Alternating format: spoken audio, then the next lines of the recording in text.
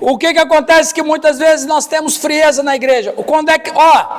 Irmãos, isso aqui é muito importante. Por que às vezes há frieza entre um casal? Por que às vezes há frieza entre o casal? Porque o amor esfriou. Não, um casal quando esfria no amor, qual é a primeira vítima? O sexo. Por quê? Porque o sexo, ele é o quê? Perfeitamente. O sexo, ele é o reflexo do amor que acontece. Percebe, irmãos? Então, não. Então, o que acontece com a igreja? O que acontece com os cristãos quando eles se perdem dentro dessa perspectiva de prazer em Deus? Porque, gente, nós estamos falando de prazer. A Bíblia vai dizer que Israel é a esposa. O Novo Testamento vai dizer que a igreja é a noiva. Ela tem uma conotação de prazer. Por que Deus ficou irado com Israel quando ele estava adorando os outros deuses? Tem amante, eu não estou te dando prazer? Eu não estou satisfazendo você? É interessante que num dos profetas, não seja Jeremias, Isaías, ele ainda fala do teu amante egípcio de membros grandes. De membros como os dos jumentos. Esse detalhe é interessante. Como dos jumentos. Olha, Deus baixa um nível que é para a gente ter noção do que é isso que nós devemos entender sobre o que é relação sexual. Que ela é mais do que uma coisa física. Ela é algo que complementa a alma, o espírito, o amor, o casal, a humanidade, e é exatamente o sexo heterossexual que dá essa vazão da nossa humanidade e da nossa relação como seres humanos que o diabo está tocando. Pode falar, pastor Cristo. O cara não está cantando galopeira mais. Não, aí o galo perdeu a crista, né? Então, o que fazer? Veja, gente, preste atenção, isso é importante. Se você que é pregador, pastores que estão aqui ou pastores que estão assistindo pela internet, se a gente não ensinar a igreja sobre amar a Deus, a gente está tirando o prazer dela. Eu preguei sobre isso domingo, porque o que a gente percebe, a gente que está na frente da igreja, é que a igreja anda hoje assim, tipo no piloto automático. Exato. É tudo muito mecânico, né? Quer dizer, eu tenho que ir ao culto para bater meu cartão de presente. Exatamente. Se eu não for pastor, né? Vai sentir minha falta. Mas o cara não tem aquela alegria. Eu me lembro da minha conversão. Eu trabalhava a semana inteira e só podia ir na igreja no domingo, sabe? Aí dava aquela saudade, aquela falta. E a hora de chegar no domingo, ficar contando os dias, para chegar a hora de eu ir para Então, exatamente, isso aí... Hoje o crente vai, parece que é amarrado. É amarrado. Quando Jesus disse assim para a igreja de Éfeso que eles perderam o quê? O primeiro? Qual é o primeiro amor? É esse fogo que tem dentro de nós. Essa paixão, Vânia, essa coisa, eu quero estar em casa, eu quero beijar minha esposa, eu quero ter sexo com ela, eu quero fazer amor com ela, eu quero que meu marido venha logo, sabe, essa busca incessante, porque eu sei que nas minhas relações sexuais, eu me encontro, o meu amor se sacia.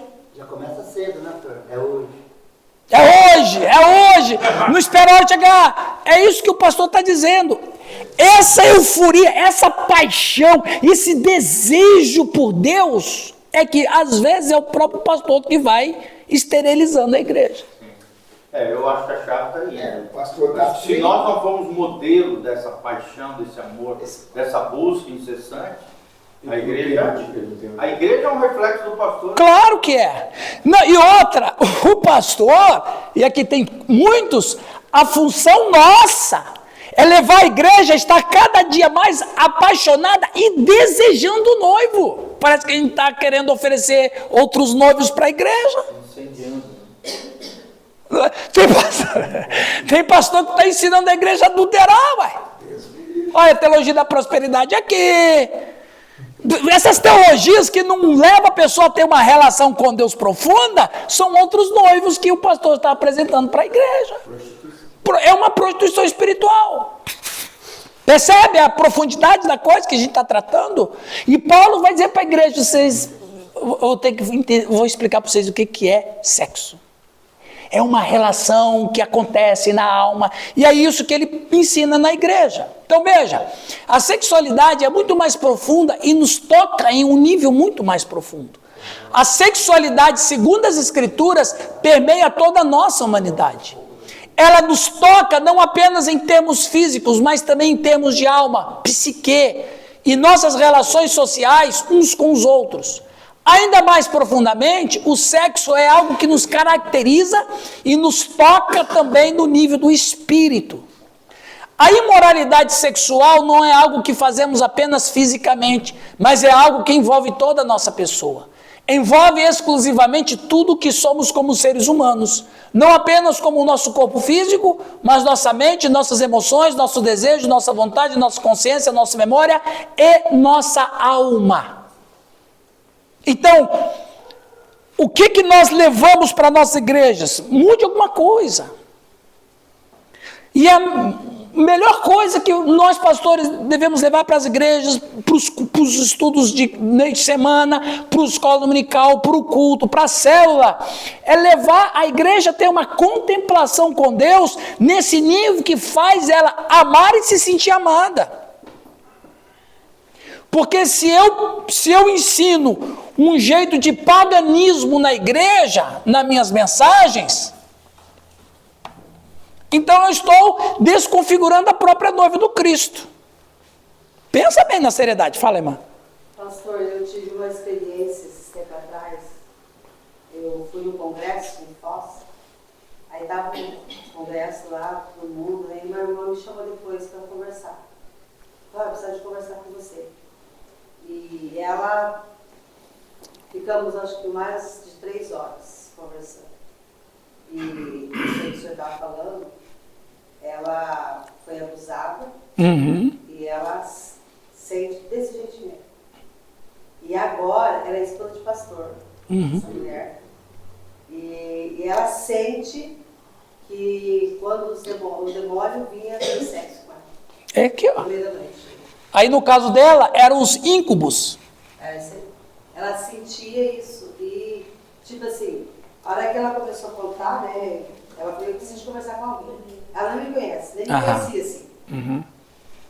Aí ela foi, a gente ficou 3 horas conversando e é assim, algo. Agora o senhor fala, do jeito que o senhor está falando da palavra. Eu estava falando para o Sérgio, que eu falei, é muito. A gente pensa que está longe de nós. Mas tem gente pertinho de nós Que está tendo essas experiências. Eu queria só recomendar um livro com relação a isso que ela falou, que para mim é o melhor livro que eu já li sobre esse assunto aí. Se chama Pastoreamento Inteligente, um manual para a libertação, do pastor Corte. Procure na internet, principalmente pastores, precisam ler esse livro. Manda no grupo. Tá. Eu não tenho PDF ele, mas eu posso mandar o link para você. Manda lá. É fenomenal. E trata de assuntos como esse, que precisa de uma libertação. Libertação. Pode ouvir a pessoa, claro, é nosso dever, é nossa função, mas a gente entendeu onde está a chave do problema e orar espiritualmente e quebrar aquelas raízes que acabam afetando uma mulher e um pastor. Nessa conversa, toda a congregação. Eu fiquei muito tempo, né, eu ouvi ela, deixei ela falar tudo que ela queria. Eu estava no quarto esperando ela chegar e ela não vinha. Não participa de ninguém. 1h da manhã, foi cadê minha esposa? Você viu? Foi arrebatado, eu fiquei. E ela estava fazendo o papel do bom samaritano, né? Pastor, dentro do comentário ainda dessa questão dos súcubos, né? Os súcubos aí pegou, hein? O pastor Carlos Ribas também escreveu um livro, Bruxaria. Ele é bruxo. Exatamente. Você alguém conhece o pastor Carlos Ribas? Ele foi praticante de bruxaria muitos anos, se converteu ao cristianismo. Ele escreve isso no livro dele, que é a poluição noturna.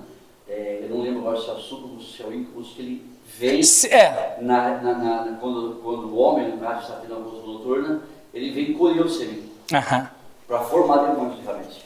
E a pessoa não consegue se libertar, porque às vezes não confessa o pecado escondido, às vezes não tem essa intimidade com Deus, a vida sexual, relação sexual com a esposa está destruída, e ele fala bem claro, porque no espiritismo ele via isso. Olha, gente, é sério. 80% dos problemas dos casais começam na cama. Não é na conta do banco, não. A conta do banco pode até estar ruim, mas se na cama está pegando fogo, que o mundo se exploda. Agora, só é importante esclarecer. Entendeu? Irã, nem toda poluição noturna. Não, eu ia falar isso, exatamente, eu ia falar isso. A poluição... Para quem é natural, normal. E é um... Quem não se masturba ou quem não tem relação sexual. Um eunuco, por exemplo. No caso dessa mulher, ela sentia. É. Ela falou que ela estava dormindo e ela sentia. Eu orei com ela, depois eu encontrei ela de novo. Aí ela falou, pastora, nunca mais, depois daquela conversa, era essa questão de confessar, de tirar, porque a mente trabalha. É, com certeza. De orar junto com Não, alguém. orei junto com ela, eu repreendi aquilo lá. Eu falei, não, em nome de Jesus, você nunca mais vai ter isso comigo. Isso é importante falar, pessoal. Nós sabemos, por exemplo, a poluição noturna, eu entendo que é uma saída de Deus para os homens. Agora, claro, lembra sempre que o maligno, ele usa tudo que Deus deu para nós para deturpar. Esse caso acontece, não é todo, tá ok? Olha, 2 grandes pensamentos em 1 Coríntios 6,12. Pastor, só lembrando que volta a pastora falando aqui, na nossa igreja teve um caso desse. A pessoa ser possuída por demônios à noite. Dessa questão. Isso aí É muito comum, principalmente na feitiçaria. muito comum. Eu tinha até medo de dormir. Já pensou? Misericórdia. Mas esse caso aí, nós tratamos de um casal. Sim. É bem complicado a gente falar, porque pastores também. É. E a esposa ficou possessa Vai chegar. 3 horas da manhã. Mas aí não vamos entrar num assunto agora, senão é outro detalhe, Complicado. tá ok? Mas vamos aqui, ó. Paulo insiste que, apesar de estar livre para fazer o que deseja, não deixará que nada o domine. Uma das grandezas da fé cristã é que não liberta o homem para pecar, mas sim para que o não faça. Paulo insiste em que não nos pertencemos. Não existe no mundo um homem que se criou a si mesmo. Não podemos fazer nada que só nos faça sofrer. O cristão não pensa em seus direitos, mas sim em seus deveres. Essa frase eu coloquei proposital. Não existe... Paulo insiste em que não nos pertencemos. Por exemplo,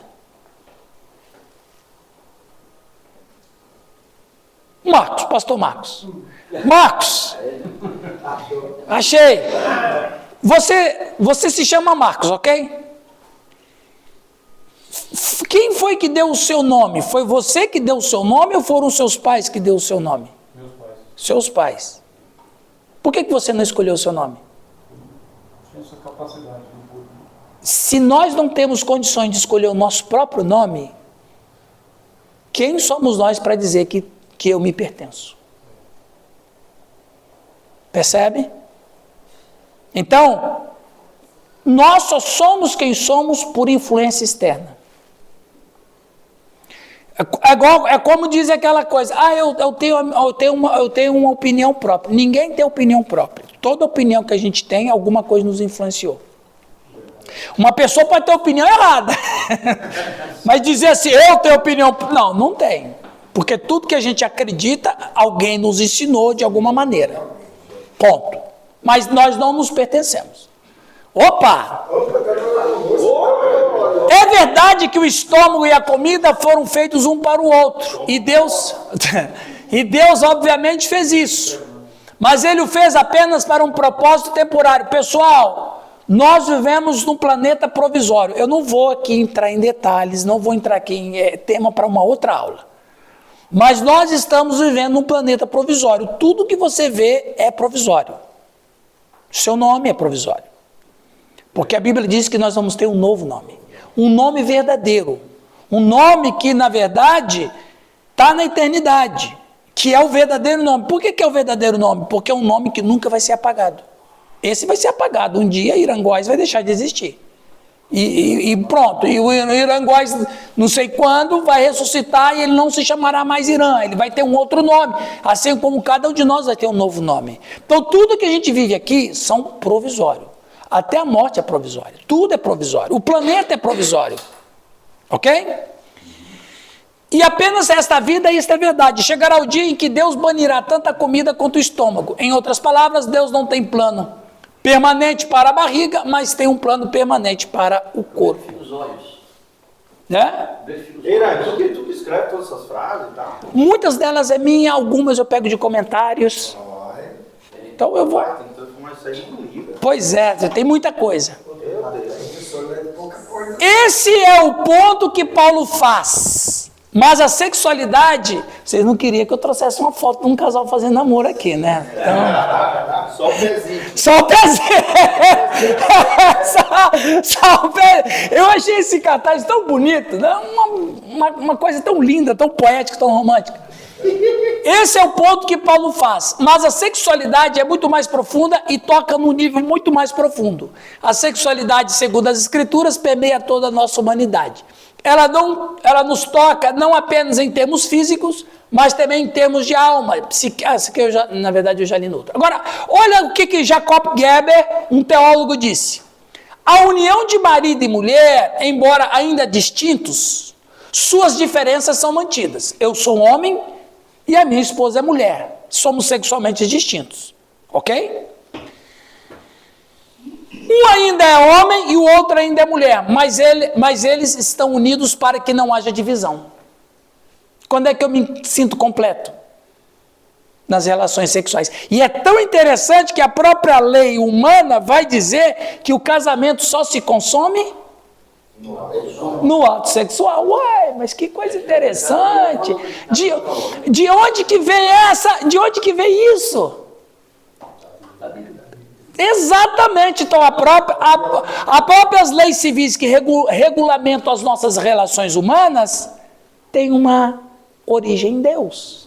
Que coisa interessante. Tanto é que se um casal durante um ano nunca tiver o sexo, pode anular o casamento como se eles nunca fossem casados. Aliás... Eu vi um caso desse na TV. Não, eu não vi na TV. Eu tive uma experiência... Eu morava no Rio Grande do Sul e eu fui palestrar para casais numa cidade chamada Panambi e uma mulher queria conversar comigo e a Janisley. Aí nós fomos conversar. Ela falou assim, olha, eu estou casada há 5 anos, o meu marido é um homem de Deus, mas até hoje a gente nunca teve relação sexual, sou virgem até hoje. 5 anos. A primeira pergunta, eu falei, ele é gay? Não, ele não é gay. Exatamente. Aí nós fomos conversando. E daí ela disse assim, eu já não sei mais o que eu faço. Eu já ultrapassei todos os limites. Eu falei para ele, olha, o seu marido é um eunuco. Aí depois nós fomos conversar com ele, com os dois. E aí, é muito constrangedor. Ela falou que ele não tinha ereção nenhuma. Ela podia estar de camisola, ela podia estar nua, ela podia estar de lingerie sensual. Não mexia nada, não.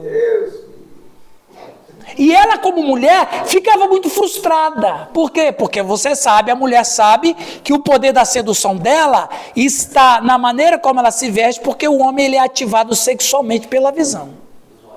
Nada. Vamos orar, meu amor? Só na espiritualidade.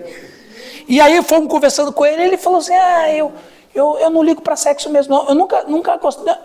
Na verdade, eu nunca liguei para sexo. Eu falei, mas por que você casou com ela? Não, porque eu amo ela. Eu falei, mas eu também amo ela. O mesmo amor que você tem, eu também tenho.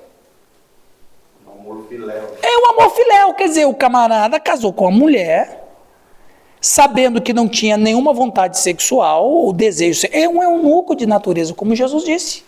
Tem os que se fazem eunucos e tem outros que nascem eunucos.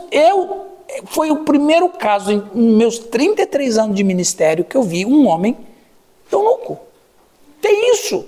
E isso é uma coisa muito interessante. Então, o teólogo Jacob Geber, ele vai dizer, um ainda é homem e o outro ainda é mulher, mas eles estão unidos para que não haja divisão. Isso nos dá uma imagem física da união espiritual que devemos ter com o Senhor.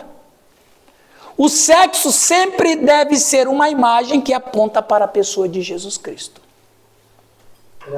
Porque Jesus Cristo é o símbolo máximo de amor. E o amor... Fala, pastor Oswaldo. Nesse caso dela, dessa mulher aí que você falou... Ela pode separar dele. Pode? Pode, nunca, o casamento nunca aconteceu. A lei garante isso? Não, sim, E Deus também. e Deus também. Aliás, pois é, sim. Não, a lei garante que não há nem divórcio, é anulação de casamento e... Como se nunca fosse casado. É que esse dia atrás a pessoa conversou comigo que a filha dele casou, né, em outra igreja. E aí, Começou, casou errado, tinha que ser na Assembleia. Aí ele contou pra mim que a filha dela estava passando um problema no casamento dela. Aham. E ela casou e o marido dela... Não vinga. Ele veio perguntar pra mim, né? Falei, rapaz, agora... Exatamente. Então veja, Deus nos criou seres potencialmente sexuais. Potencialmente sexuais. Senão ele não criaria órgãos genitais e tensões nervosas que quando tocou naquele botão ali, liga tudo. Ok? Então, essa fala do Jacob Geber é muito interessante. Entendeu? Porque, de fato, ele pega a ideia do que o apóstolo Paulo... Tu falou ali, o sexo sempre deve ser uma imagem que aponta para a pessoa de Jesus Cristo. Isso. Pois, ele falou... Aí eu falei, pois Jesus Cristo é o exemplo máximo de amor. Ok? Então, Jesus Cristo é o exemplo máximo de amor. Nós amamos... Então, veja, se você parar... Nós fizemos um curso sobre a Trindade. Quem não fez... Perdeu uma oportunidade maravilhosa, né? Um curso sobre a Trindade, o homem foi um bálsamo. Está na internet, tá, gente? Está na internet. Tá. A Trindade são três pessoas distintas, né? Três pessoas distintas. Quem são? Pai, Filho e Espírito Santo. Mas os três têm uma unidade, eles são uma família. E, de acordo com o que a gente estudou em Pericorese, a Trindade é uma interpenetração dos seres, que se tornam um. Deus cria o homem à sua imagem e semelhança, assim como Deus é completo, pela relação que eles têm na eternidade de amor, o homem só é completo com a relação que a Trindade não tem, mas nós temos corpos físicos.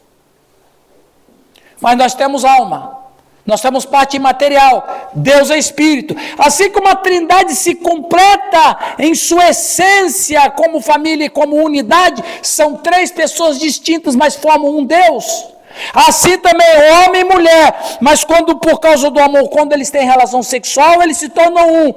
Deus é um na eternidade no espírito. Homem e mulher se tornam um na onde? Em espírito. Percebem? Aí Paulo vai dizer, vocês vão se unir com a prostituta? Tá claro para vocês? Eu não estou escandalizando vocês, não?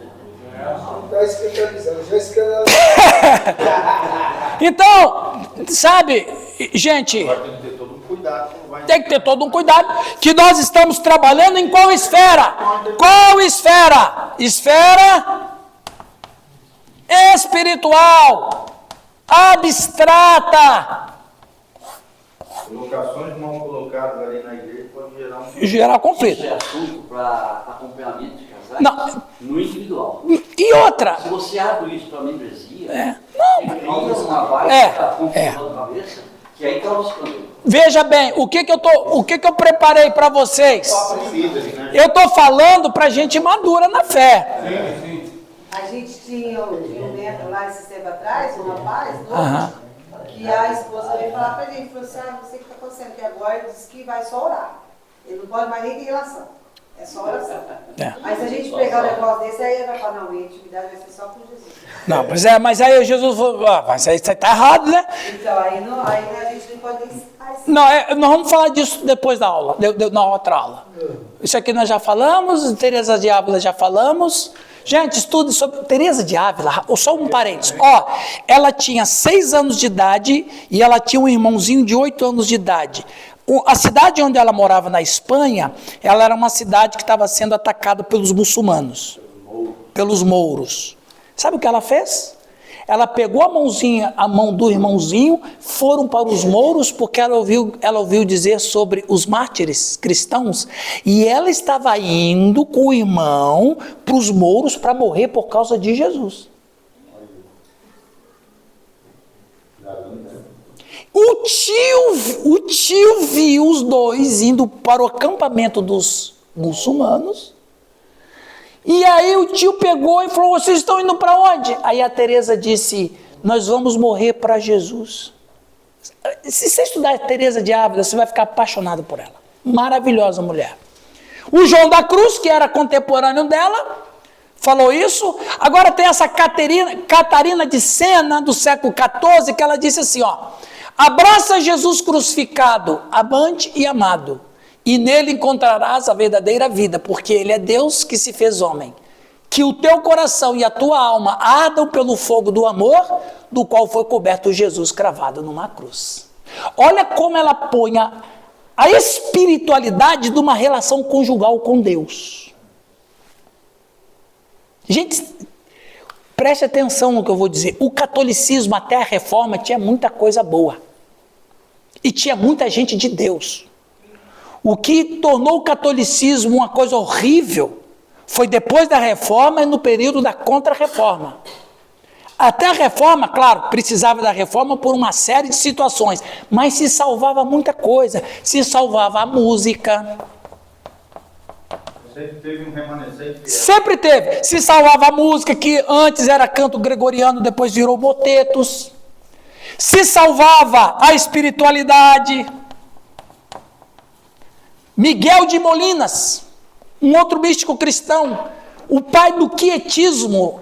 Alguém já estudou sobre o quietismo? Já estudou, Giovanni? O quietismo era assim, um ensinamento do Miguel de Molinas, que ele ficava em contemplação direta com Deus, só em espírito.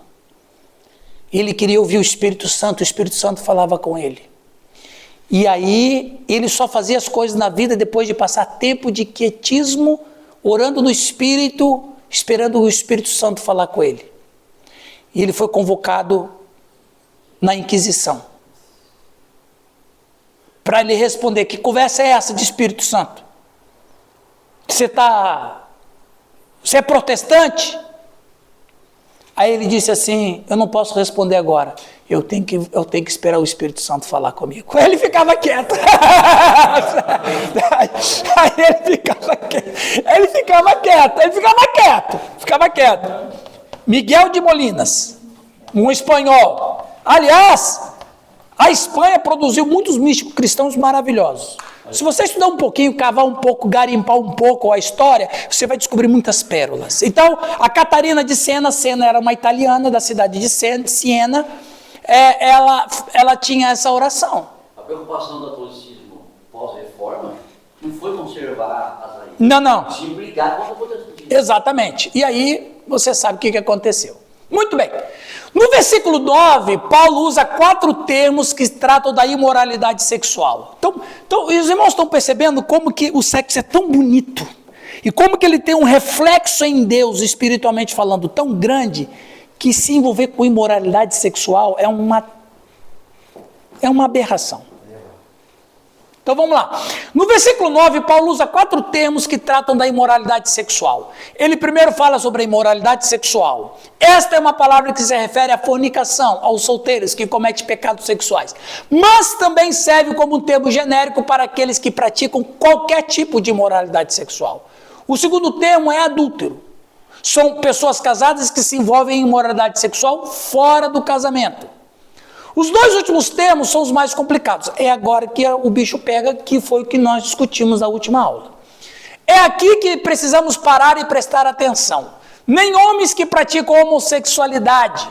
Os dois termos gregos traduzidos para essa frase referem-se aos parceiros passivos e ativos em atos homossexuais consensuais. Agora, de tudo isso que a gente imagina que é sexo, Deus olhar o homossexual praticando,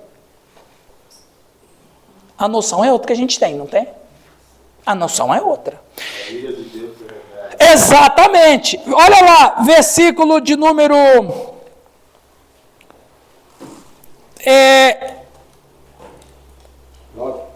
9. Obrigado. Lê para nós. Pode ler. No 9, não sabeis que os justos são onde houver vindo de Deus. Isso. É isso? Isso. Aí tem a continuação. Não erreis, nem os devassos, nem os idólatras, nem os adúlteros, nem os efeminados, nem os sodomitas. Ok, aí é que o bicho pega, porque vamos ali. Primeiro temos efeminados. Aí eu coloquei ali um Cuidado. gatinho. Você sabe. Um gatinho. Primeiro termo, efeminados. A palavra malakós significa literalmente aqueles que são suaves e femininos. Tem outra tradução que diz são moles. Tem moleza, moles. Né? Vamos lá. Aqueles que perderam a sua virilidade e que vivem luxúria de prazeres recônditos. A palavra descreve o que só podemos chamar elameado no vício, do qual o homem perdeu todo o seu poder de resistência. Tem um versículo na Bíblia, um só, que é a síntese de tudo que traz a história da humanidade. Eclesiastes capítulo 9, eu não sei se é o verso 15, não preciso abrir, eu me lembro de cor. Diz assim: Deus fez tudo reto, mas foi o homem que se meteu em muitas astúcias. Ora, se Deus fez tudo reto, o que entra no reto tudo, Vânia?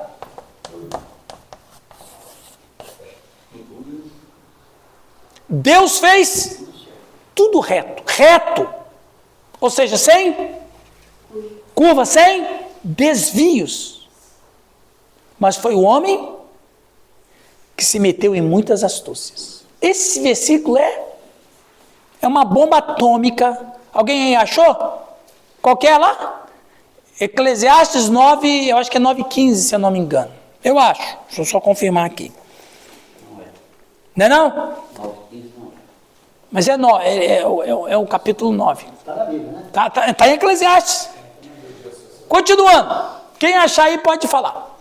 Considerando o contexto, não há dúvida de que Deus está falando de atos homossexuais, de todos os tipos, com as palavras malakoi, homossexuais, que se refere literalmente a prostitutos, e arsenokoitai, sodomitas, um termo genérico para toda prática homossexual.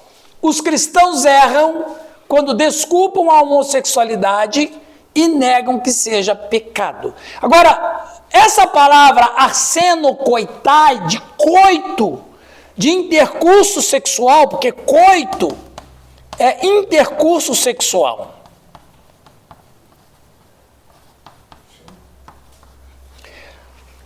Dizem alguns estudiosos, dizem que Paulo que inventou essa palavra, que essa palavra não existe em nenhuma outra parte do Novo Testamento. Arsenokoitai é coito de homem com homem, que está sendo traduzido por sodomitas, ok? Como devemos entender o pecado da homossexualidade que Paulo aborda aqui? Como isso é o mesmo que outros pecados? Como isso é diferente dos outros pecados?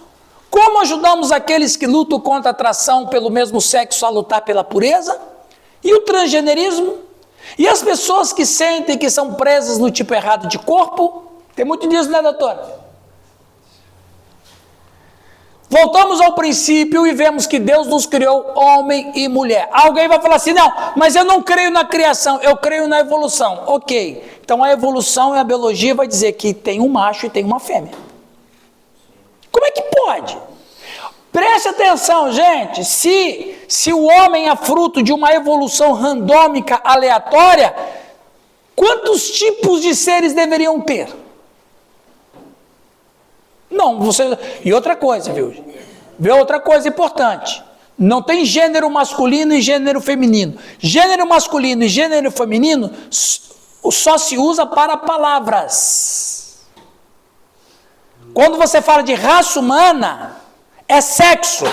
Sexo masculino, sexo feminino. Macho e fêmea. Gênero só é para a palavra. Por exemplo, a palavra manga. Qual é o gênero dela? Aí é masculino ou feminino? É diferente. Gênero, não. A raça é uma só. Não tem nem raça negra também. Opa! Está aqui chegando o representante. Está chegando o representante da turma aí. Então, vê, não tem raça negra e raça branca. Só tem uma raça. Qual? Humana. Agora, dentre os humanos, um tem mais melanina, outro tem menos melanina, né? Pastor, é 7,29. 7,29. Leia, pastor. Na corrigida, tá? Veja, isso tão somente achei que Deus fez ao homem reto, mas os homens buscaram muitas invenções. Exatamente. Na atualizada, buscaram muito, se meter em muitas ações. Exatamente. É isso aí. Qual o propósito de Deus em nos fazer homem e mulher? Aqui, essa pergunta, viu, Reginaldo? Essa pergunta é a pergunta-chave. Se a gente souber a resposta dessa pergunta, a gente se encontra na vida. Qual é o propósito de Deus nos fazer homem e mulher? É o propósito de nos fazer tal como Ele é. Deus é. Como a gente viu no curso. Veja, a Trindade não é um atributo de Deus. Deus que é um atributo da Trindade. Primeiro, o primeiro ser que apresentou em algum lugar na eternidade foi a Trindade. A Trindade só se chamou Deus depois que a Trindade criou. A criação vai se relacionar com a Trindade e vai tratá-lo de Deus. Então, Deus é família e uno.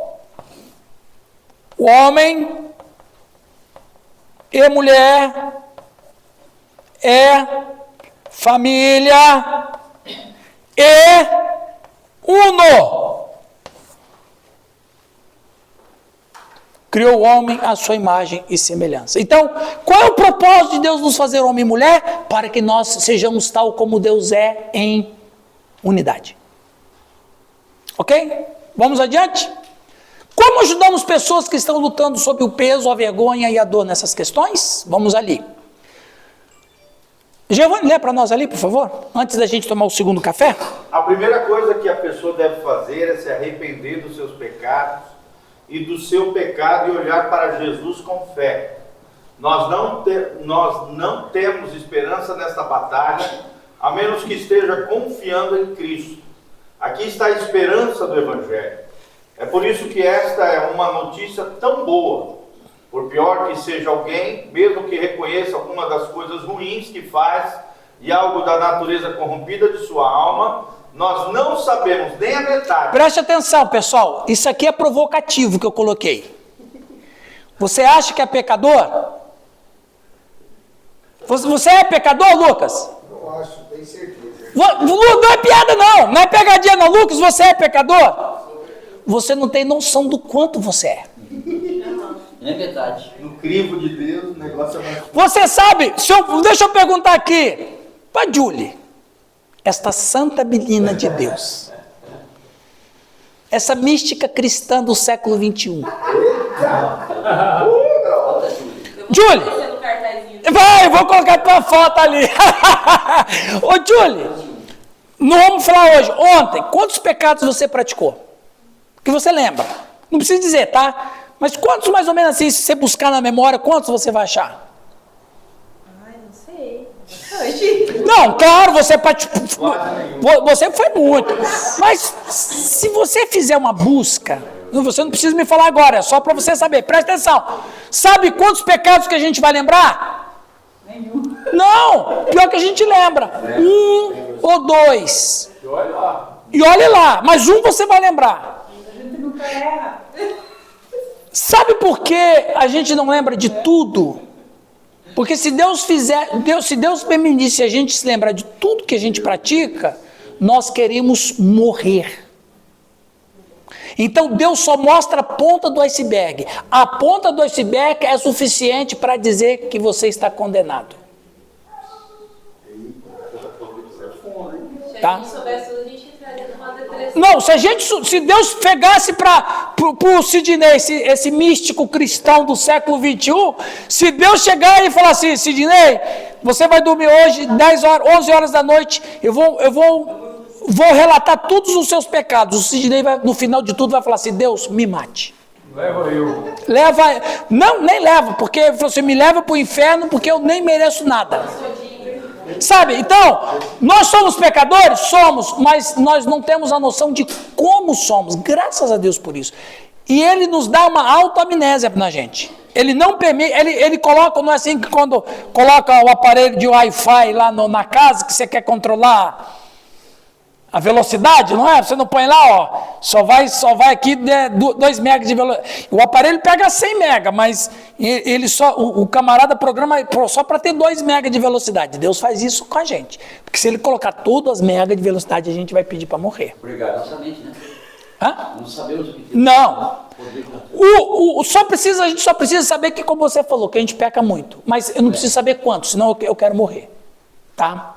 Sim. Posso falar? Fala, Maria. É uma experiência que eu tive, que eu estava muito brava com meu esposo, né? Lavando louça, lá de bravo, irado. Meu Deus. Jesus falou comigo, foi muito forte aquilo que ele falou comigo. Uhum. Ele foi e me perguntou para mim, ele falou assim, você lembra quem você era? E eu deu aquele choque em mim, né? Eu comecei a lembrar Do passado. de quando, né, andava sem Jesus. Aí eu falei, eu lembro. Ele disse, pois é, se você fosse santo, santo como eu sou santo. E eu bravo, e ele me perguntou, falando comigo.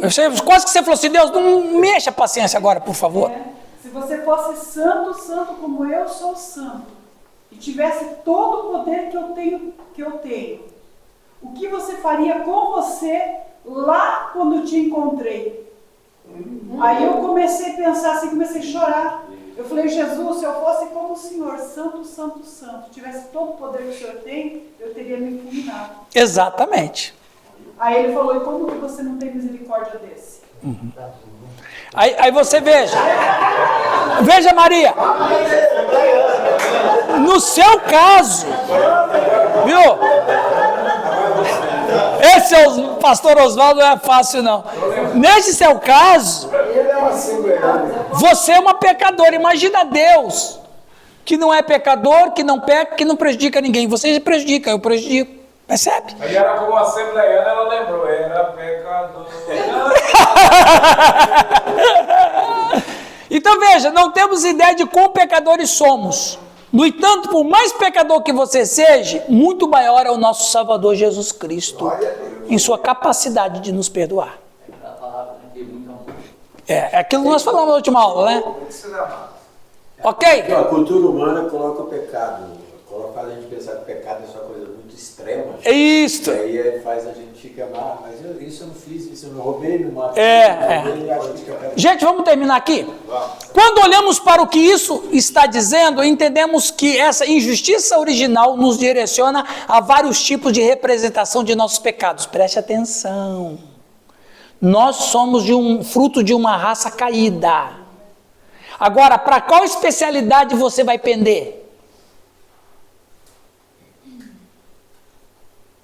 Para qual pecado nós temos a tendência? Essa é a questão. Quer seja para a idolatria, ou seja para a ganância, ou para o roubo, ou para a embriaguez, ou para a rivalidade, ou para a homossexualidade. Temos que entender que as inclinações e sentimentos, os atrativos que temos nessa direção, não são moralmente neutros. Para onde que nós vamos? Qual é a nossa tendência? É a mentira? É o engano? É o furto? É o adultério? É a homossexualidade? É o vício? É o qual? E é aí que entra a graça de Deus, que começa, nos faz uma nova criatura e coloca em nós uma nova direção e uma nova inclinação. E essa nova inclinação que o Espírito Santo nos dá, nós temos que mantê-la a chama acesa. A chama acesa. Como é que eu mantenho essa inclinação para o Espírito com essa chama acesa? Nas devocionais, nos cultos, participando da ceia. Por isso que a ação da Trindade Divina recupera o pessoal. Exatamente. Volta e toma direção. Ele pega. Agora, a inclinação dele vai mudar, mas o fantasma vai estar ali. A sombra vai estar ali. Não é? Esse Thomas Chalmers, ele é maravilhoso. Ele foi um teólogo escocês do século XVIII. Eu tenho um privilégio de ter uma devocional escrita por ele 350 anos atrás. Thomas Chalmers, olha o que ele disse. E acha na internet alguma coisa? Olha, pode ser que acha. Eu tenho, depois eu mostro para você. Olha só a ideia desse homem de Deus sobre isso. O poder expulsivo de um novo afeto. A maneira de se livrar do pecado é desenvolver uma nova afeição, um novo amor, um amor mais forte. E esse novo amor mais forte tem o poder de expulsar velhas afeições. Você costumava amar o pecado, sua tarefa agora, ao considerar-se vivo para Deus em Jesus Cristo, é cultivar um novo amor por Deus em Jesus Cristo. Esse Thomas Chalmers, gente, foi um homem, um místico maravilhoso. Olha o que ele disse. Só um novo amor para expulsar as velhas afeições. Quem é o nosso novo amor? Cristo. Pode tirar. Depois eu vou colocar todos os slides do grupo, tá? Mas podem tirar.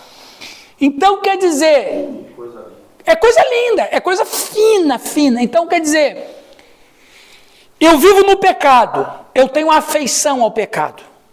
A única maneira de eu sair dessa afeição é ter uma nova afeição, um novo amor. Percebe? Que coisa Pastor, linda. O cara falou de 350 anos atrás. Sim. Ninguém conhece esse homem aí. Aí tem um camarada hoje aí, da mídia, né? Senta no banquinho, o maior pregador, evangelista, aquela é para acabar. Quantos anos atrás? 350. Já pensou daqui 300 anos alguém falar do mestre tirando voz? Eita! Vamos tomar, não, depois dessa vamos tomar um café, né?